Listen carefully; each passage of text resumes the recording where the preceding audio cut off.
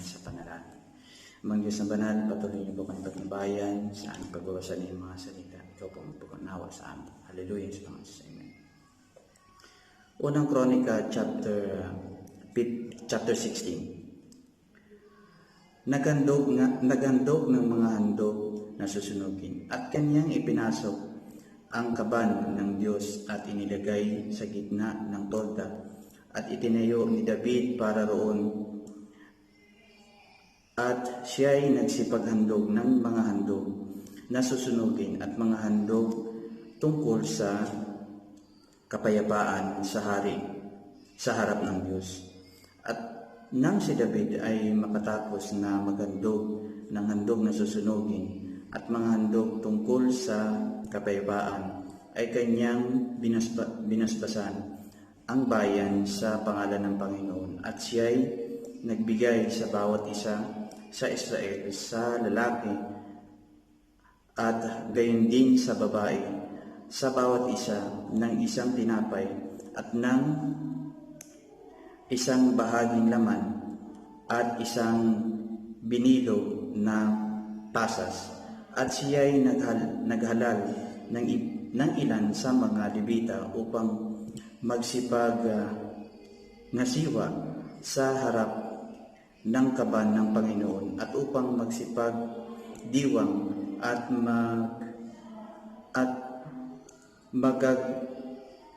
magpasalamat at mangagpuri sa Panginoon sa Diyos ng Israel. Si Asap ang pinuno at ang ikalawan niyang si Zacarias at si Jeiel at si Semiramot at si Jehel at si Eliab at si Binayas at si Obed-Edom at si Jeiel na may mga salterio at mga alpa at si Asap na may mga simbalo na tumutunog ng malakas at si Binayas at si Jahaziel na mga saserdote na mga may pakakat na palagi sa harap ng kaban ng tipan ng Diyos upang nang magkagayon ng araw na niyaon, unang inuutos ni David ang magpasalamat sa Panginoon sa pamamagitan ng kamay ni Asap at ng kaniyang mga kapatid. Ang awit ng pagpapasalamat. O kay magpasalamat sa Panginoon, magsitawag kayo sa kanyang pangalan, ipakilala ninyo ang mga bayan, ang kanyang mga gawa.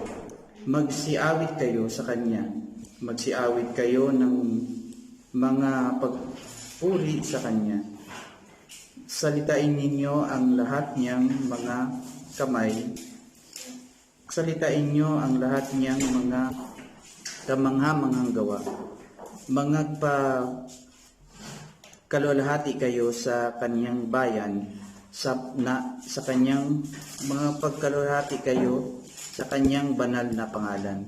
Mga galak ang puso niyong nagsisihanap sa Panginoon. Hanapin ninyo ang Panginoon at ang kanyang lakas. Hanapin ninyo ang kanyang mukha na palagi. Alalahanin ninyo ang kanyang kamangha-manghang mga gawa na kanyang ginawa, ang kanyang mga kababalaghan at ang mga kahatulan ng kanyang bibig. O kayo'y binhi ng Israel, na kayong lingkod, kayong mga anak ni Jacob, na kanyang pinili. Siya ang Panginoon nating Diyos, na kanyang mga kahatulan ay nasa sangkalupaan. Alalahanin ninyo ang kanyang tipan magpakailanman. Ang salita ng kanyang iniutos sa libo-libong salit-saling lahi, ang tipan na kanyang ginawa kay Abraham, at ang kanyang sumpa kay Isaac, at pinatutuhanan din kay Jacob na pinakapalatuntunan kay Israel na pinakawalang hanggang tipan, na sinasabi, sa iyo ibibigay ko ang lupain ng Kanaan, ang kapalaran ng iyong mana, noong kayo'y makakaunting tao sa bilang.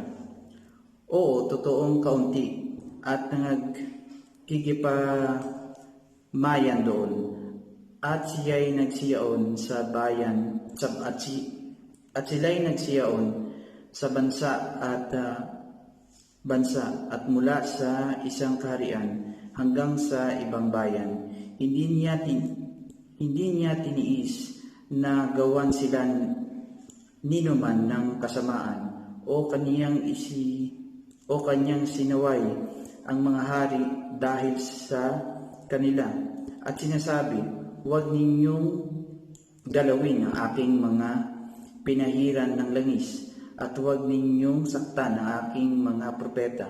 Kayo'y magsiawit sa Panginoong buong lupa. Ihayag ninyo ang kaniyang pagliligtas sa araw-araw. Ipahayag ninyo ang kaniyang kalulatian sa gitna ng mga bansa, ang kaniyang mga kamangha-manghang gawa sa gitna ng lahat ng mga bayan, sapagkat dakila ang Panginoon at marapat na purihin. Marapat na purihing mainam. Siya rin na may marapat na katakutan ng higit sa lahat ng Diyos, sapagkat lahat ng Diyos ng mga bayan ay mga Diyos-Diyosan, ngunit nilikha ng Panginoon ang mga langit, karangalan at kamahalan ang nangasa harap niya, kalakasan at kasayahan ang nasa kanyang tahanan. Mangagbigay kayo sa Panginoon, kayong mga angkan ng mga bayan. Mangagbigay kayo sa Panginoon ng kalulatian at ng kalakasan. Inyong ibigay sa Panginoon ang kalulatiang marapat sa kanyang pangalan. Magdala kayo ng handog at magsiparoon kayo sa harap niya. Inyong sabihin sa Panginoon sa ganda ng kabanalan. Manginig sa harap niya ang buong lupa, ang sanlibutang may natatag na hindi makikilos. Mangagsaya ang mga langit at magalak ang lupa, at sabihin nila sa gitna ng mga bansa, ang Panginoon ay nagahari. Umugong ang dagat at ang kapunuan niyaon. Tumawa ang parang at ang lahat ng nandoon. Kung magkagay aawit ang mga puno ng kahoy sa gubat dahil sa kagalakan sa harap ng Panginoon, sapagkat siya'y naparirito upang hatulan ang lupa. O magpasalamat kayo sa Panginoon, sapagkat siya'y mabuti, sapagkat kaniyang kaawaan ay magpakailanman. At sabihin ninyo, ililigtas mo kami, o Diyos ng aming kaligtasan, at pisanin mo kami, at iligtas mo kami sa mga bansa, upang kami ay magpasalamat sa iyong banal na pangalan, at magtagumpay sa iyong kapurihan. Purihin ang Panginoon, ang Diyos ng Israel, mula sa walang pasimula hanggang sa walang hanggan. At sinabi ng buong bayan, siya nawa, at purihin ang Panginoon. Tagapagpangasiwa sa harap ng kaban. Sa iniwan niya roon sa harap ng kaban ng tipan ng Panginoon si Asa at ang kanyang mga kapatid upang magsipangasiwa lagi sa harap ng kaban, gaya ng kinakailangan ng gawain sa araw-araw. At si Obed-Edom, pati ng kanyang mga kapatid, ay 68. Si Obed-Edom din na anak ni Jeduthun at si Asa ay upang maging mga tagatanudpito, at si Sadok na saserdote at ang kanyang mga kapatid na mga saserdote sa harap ng tabernakulo ng Panginoon sa mataas na dako na nasa Gabaon, upang maghandog na palagi ng mga handog na susunugin sa Panginoon sa ibabaw ng dambana, ng handog na susunugin sa umaga at hapon, ayon sa lahat na nangasusulat sa kautusan ng Panginoon na kanyang inuutos sa Israel. At kasama nila si Heman at si Jeduthun at ang nalabi sa mga pinili na nangagsaysay sa pangalan upang pasalamat sa Panginoon, sapagkat ang kaniyang kaawaan ay magpakailanman. At kasama nila si Heman at si Jeduthun na may mga pakakap at mga simbalo sa mga papatunog ng malakas at mga may panugtog sa mga awit sa Diyos. At ang mga anak ni Jeduthun upang mangalagay sa pintuang daan, at ang buong bayan ay nagsiuwi bawat tao sa kanya-kanyang bahay. At si David ay bumalik upang basbasan ang kanyang sambahayan. Chapter 17. Ang sabi ng Panginoon kay David. At nangyari nang si David ay tumahan sa kanyang bahay, na sinasabi ni David kay Nathan na propeta, narito, ako'y tumatahan sa isang bahay na sedro, ngunit ang kaban ng tipan ng Panginoon ay sa ilalim ng mga kubong. At sinabi ni Nathan kay David, gawin mo ang buong nasa iyong kalooban, sapagkat ang Diyos ay sumasa iyo. At nangyari ng gabing yaon na ang salita ng Diyos ay dumating kay Nathan na sinasabi, ikaw ay yumaon at sasayin mo kay David na aking lingkod. Ganito ang sabi ng Panginoon, huwag mo akong ipagtatayo ng bahay na matatahanan, sapagkat hindi ako tumahan sa bahay mula ng araw na aking iahon ang Israel hanggang sa araw na ito. Kung ako'y yumaon sa tolda at sa tabernakulo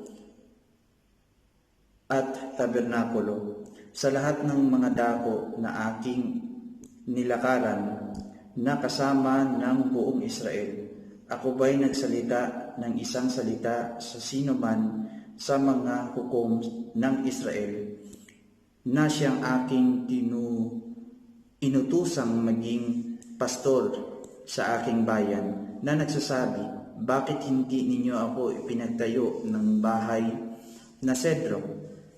Ngayon nga'y ganito ang iyong sasabihin sa aking lingkod na kay David.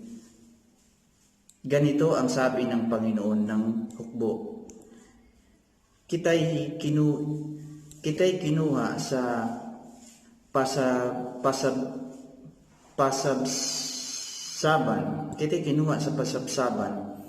sa pagsunod sa mga tupa upang ikaw ay maging pangulo sa aking bayang Israel, at ako'y sumaiyo saan ka man naparoon, at aking inihiwalay ang lahat ng iyong mga kaaway sa harap mo, at gagawin kitang isang pangalan na gaya ng pangalan ng mga dakila na nangasa lupa, at aking ipagtataan ang isang dako na aking bayang Israel, at itatatag sila upang sila'y mga katahan sa kanilang sariling dako, at huwag nang mabago pa, ni sisirain pa man sila ng mga anak ng kasamaan na gaya ng una, at gaya ng araw na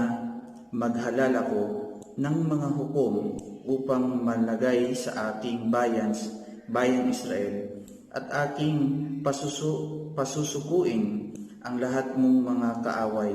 Bukod dito'y isinaysay ko sa iyo ang ipagtatayo ka ng Panginoon ng isang bahay, at mangyayari pagka ang iyong mga araw ay nalubos na ikaw ay marapat yumaon na makasama ang iyong mga magulang, na aking patatagin ang iyong binhi pagkamatay mo, na magiging sa iyong mga anak, at aking itatatag ang kaniyang kaharian.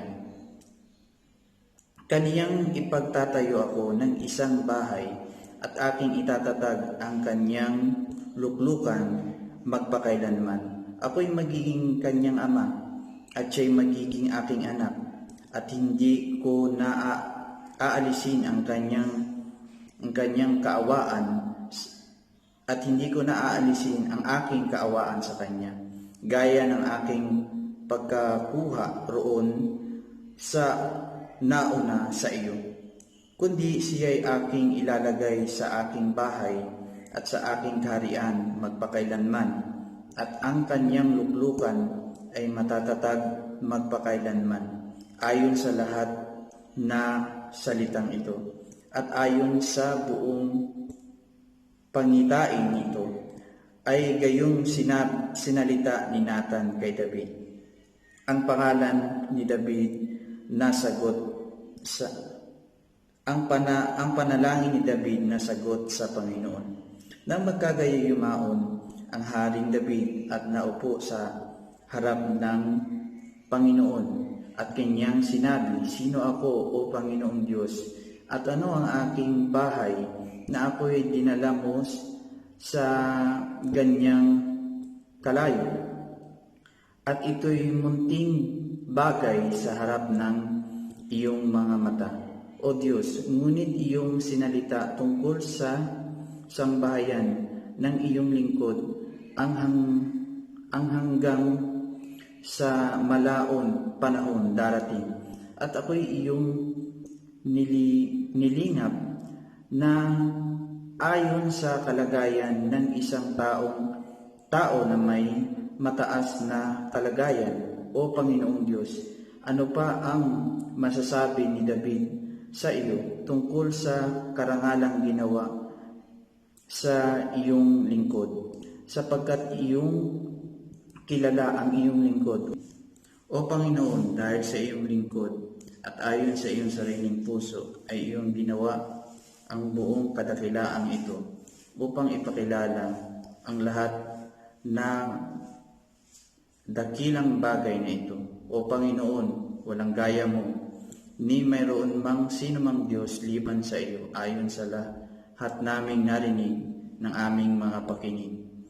At anong bansa sa lupa na gaya ng iyong bayang Israel, na tinubos ng Diyos upang maging kanyang sariling bayan, upang gawin kang pangalan sa pamamagitan ng malaki at kakilakilabot na mga bagay sa pagpapalayas ng mga bansa sa harap ng iyong bayan na iyong tinubos sa Ehipto. Sapagkat ang iyong bayang Israel ay iyong ginawang iyong sariling bayan magpakailanman. At ikaw, Panginoon, ay naging kanilang Diyos. At ngayon, O Panginoon, matatag nawa ang salita na iyong sinalita tungkol sa iyong lingkod at tungkol sa kaniyang sangbahayan magpakailanman. At gawin mo nawa na gaya ng iyong sinalita. At ang iyong pangalan ay mamalagi nawa at dakilain magpakailanman na nasabihin ang Panginoon ng mga hukbo ay Diyos ng Israel sa makatuwid bagay Diyos sa Israel. At ang sangbahayan ni David na iyong lingkod ay natatag sa harap mo. Sapagkat ikaw, O ating Diyos, napakilala sa iyong lingkod na iyong pinagtatayo siya ng bahay.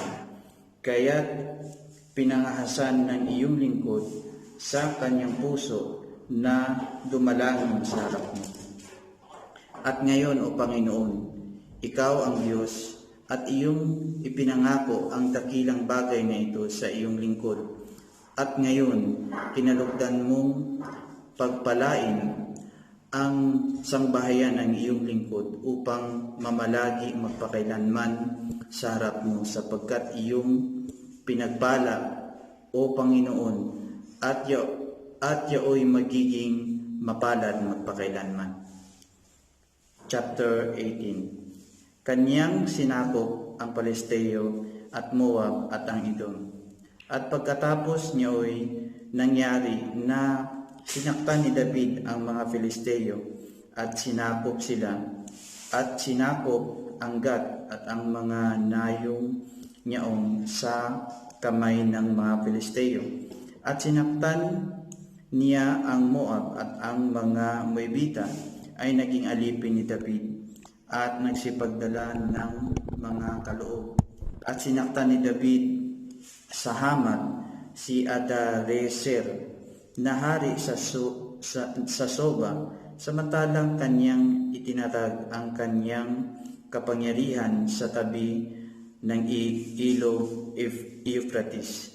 At kumuha si David sa kanya ng 1,000 karo at 7,000 mga bayo at 20,000 naglalakad. At pinilayan ni David ang lahat ng mga kabayo ng mga karo. Ngunit nagtira sa mga yaon ng 100 karo. At nang ang mga taga-Syria sa Damasco ay magsiparoon upang magsisaklolo kay Adarezer na hari sa Soba. Sumakit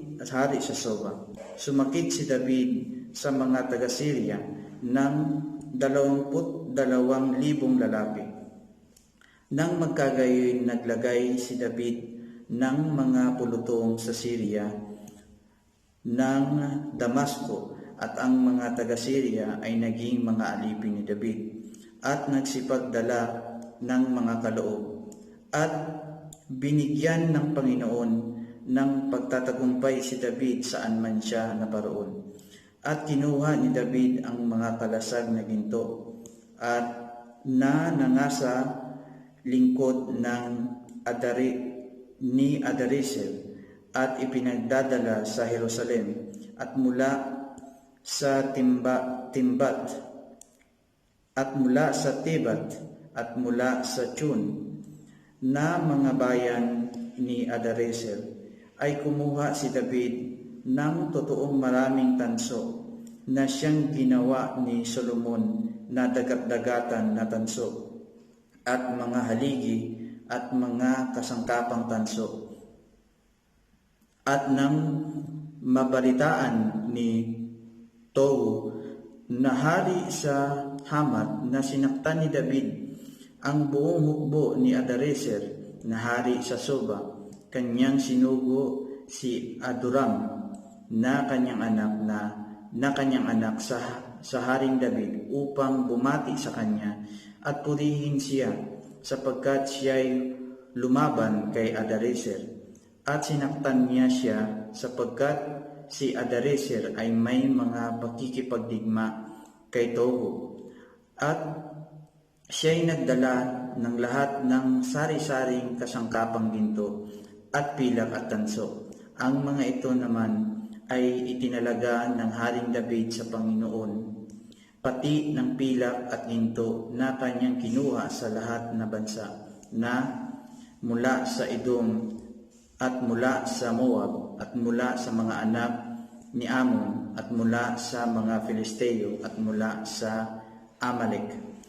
Bukod dito ay si Abisai na anak ni Sarbia ay sumakit sa mga Edomeo sa libis ng asin ng 12,000 at naglagay siya ng mga pulutong sa Edom at lahat ng mga Edomeo ay naging mga alipin ni David at ibinigay ng pagtatagumpay ng Panginoon si David saan man siya pumaroon. At si David ay naghari sa buong Israel at siya'y gumawa ng kahatulan at ng katuwiran sa buong bayan niya.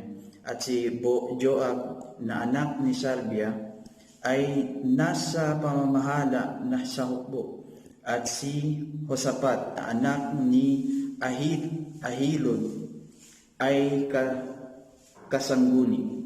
At si Sadok na anak ni Akitob at si Abimelech na anak ni Abiatar ay mga saserdote at si Sausa ay kalihim at si Binayas na anak ni Joeda ay nasa pamamahala sa mga Chereteo at sa mga Pileteo. At ang mga anak ni David ay mga pinuno sa siping ng hari. 1 Chronicle chapter 19. Ang sugo ni David ay nilapastangan ni Hanan. At nangyari pagkatapos nito na si Naas na hari ng mga anak ni Ammon ay namatay at ang kanyang anak ay naghari sa kahalili niya. At sinabi ni David, ako'y magpapakita ng kagandahang loob kay Hanan na anak ni Naas, sapagkat sa kanyang ama ay nagpakita ng kagandahang loob sa akin. Sa gayoy nagsugo si David ng mga sugo upang aliwin siya tungkol sa kanyang ama. At ang mga lingkod ni David ay naparoon sa lupain ng mga anak ni Ammon kay Hanan upang aliwin siya. Ngunit sabi ng mga prinsipe ng mga anak ni Ammon kay Hanan, inaakala mo bang pinararangalan ni David ang iyong ama na siya'y nagsugo ng mga aliw sa iyo? Hindi ba ang kanyang mga lingkod ay nagsiparito sa iyo upang kilalanin at upang gibain at upang tiktikan ang lupain? At sa gayoy sinunggaban ni Hanan ang mga lingkod ni David at inahitan at pinutol ang kanilang mga suot sa gitna hanggang sa kanilang pigi at sila'y pinayao. Nang magkagayoy, may nagsipa roon ilan at nagsipag-saysay kay David kung paano dinuwahagi ang mga lalaki at kanyang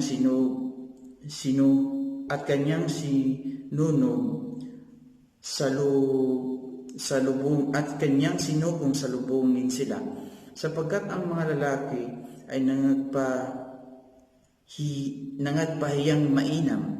At sinabi ng hari, kayo'y magsipaghintay sa Jericho hanggang sa ang inyong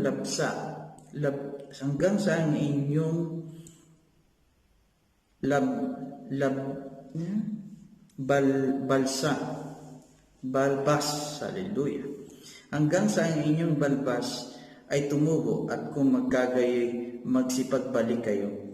At nang makita ng mga anak ni Amon na sila'y naging nakapupuot kay David, si Hanan at ang mga anak ni Amon ay nagpadala ng 1,000 talentong pilak upang mangubahan sila ng mga karo at mga ngabayo na mula sa Mesopotamia at mula sa Aram Amaaka at mula sa Soba. Sa gayoy nangubahan sila ng 32,000 karo at sa hari sa Maaka at sa kanyang bayan na siyang pumaroon at humantong sa harap ng Medeba. At ang mga anak ni Amon ay nagpipisan mula sa kanilang mga bayan at nagsiparoon upang makipagbaka. At nang mabalitaan ni David ay kanyang sinugo si Joab at ang buong hukbo ng makapangyarihang mga lalaki. At ang mga anak ni Amon ay nagsilabas at nagsihanay ng pakikipagbaka at pakikipagdaka sa pintuan ng bayan. At ang mga hari na nagsiparoon ay nag-isa sa parang. Ang Amon at ang Syria ay tinalo. Nang makita nga ni Joab na ang pagbabaka ay nahanay laban sa kaniya sa harapan at sa likuran, pinili niyang yaong mga piling lalaki ng Israel at inihanay laban sa mga taga-Syria. At ang nalabi sa bansa ay kanyang ipinamahala sa kapangyarihan ng kanyang kapatid na si Abisai, at siya'y nagsihanay laban sa mga anak ni Amon. At sinabi niya, kung ang mga taga-Syria ay manaig sa akin, iyong tutulungan ako. Ngunit kung ang mga anak ni Amon ay manaig sa iyo, akin ngang tutulungan ka. Magpakatapang kang mabuti at tayo'y magpakalalaki para sa ating bayan at sa mga bayan ng ating Diyos. At gawin ng Panginoon ang inaakala niyang mabuti. Sa gayoy si Joab at ang bayan na nasa kanya ay nagsilapit sa harap ng mga taga-Syria sa pakikipagbaka, at sila'y nagsitakas sa harap niya. At nang makita ng mga anak ni Amon na ang mga taga-Syria ay nagsitakas, sila may nagsitakas sa harap ni Abisai na kanyang kapatid, at nagsipasok sa bayan. Nang magkagayoy, si Joab ay naparoon sa Jerusalem.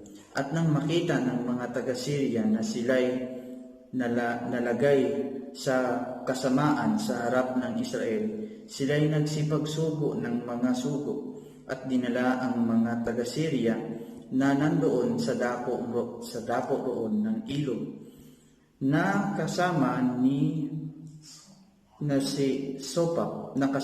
Sopak na punong kawal ng hukbo ni Adariser sa kanilang unahan. At nasaysay kay David at kanyang pinisan ang buong Israel at tumawid sa Jordan at naparoon sa kanya at humanay laban sa kanila. Sa gayoy nang humanay sa pagkikipagdigma si David laban sa mga taga-Syria, sila'y nangakipaglaban sa kaniya. At ang mga taga-Syria ay nagsitaka sa harap ng Israel, at si David ay pumatay ng mga taga-Syria ng mga tao sa 7,000 talo at 40,000 naglalakad.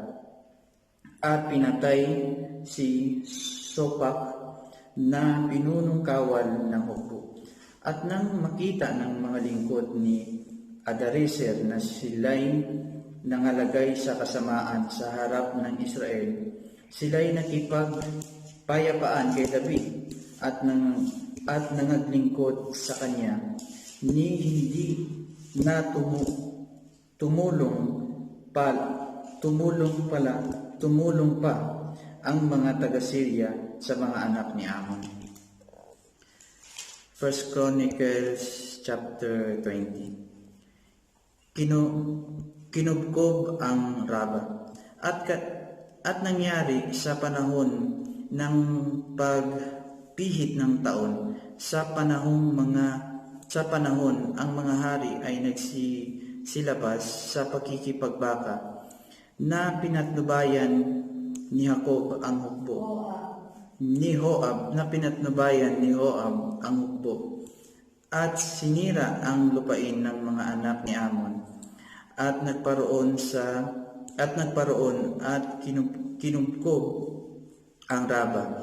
Ngunit si David ay naghintay sa Jerusalem, at sinaktan ni Joab ang Raba at sinira.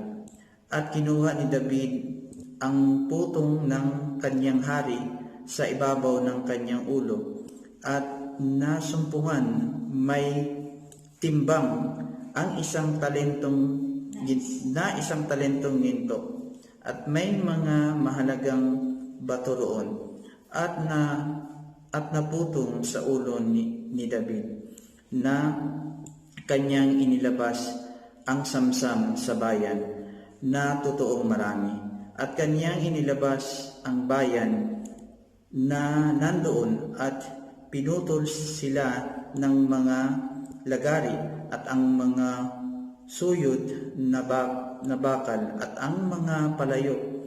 At ganito ang ginawa ni David sa lahat ng mga bayan ng mga anak ni Ammon, at si David at ang buong bayan ay bumalik sa Jerusalem. Sinaktan ang Filisteo. At nangyari pagkatapos nito na nagkaroon ng pagdidigma sa Jezer laban sa mga Filisteo, nang magkagayoy pinatay ni Sebekay na Husatita si Sepay sa mga anak ng mga higante, at sila'y sumuko. At nagkaroon ulit ng pakikitigma laban sa mga Filisteo, at pinatay ni Elhanan ang anak ni Jair, si Halim,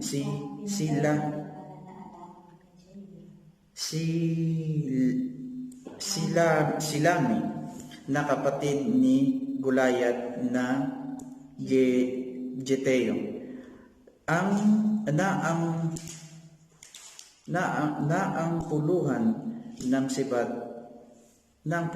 sibat niya ay gaya ng panghabi ng manghahabi. At nagkaroon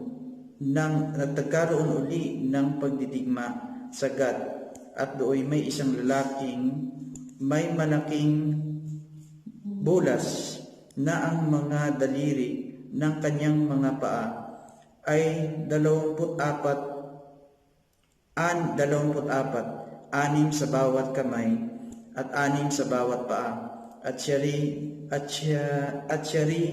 na may pinanganak pinanganak sa higante.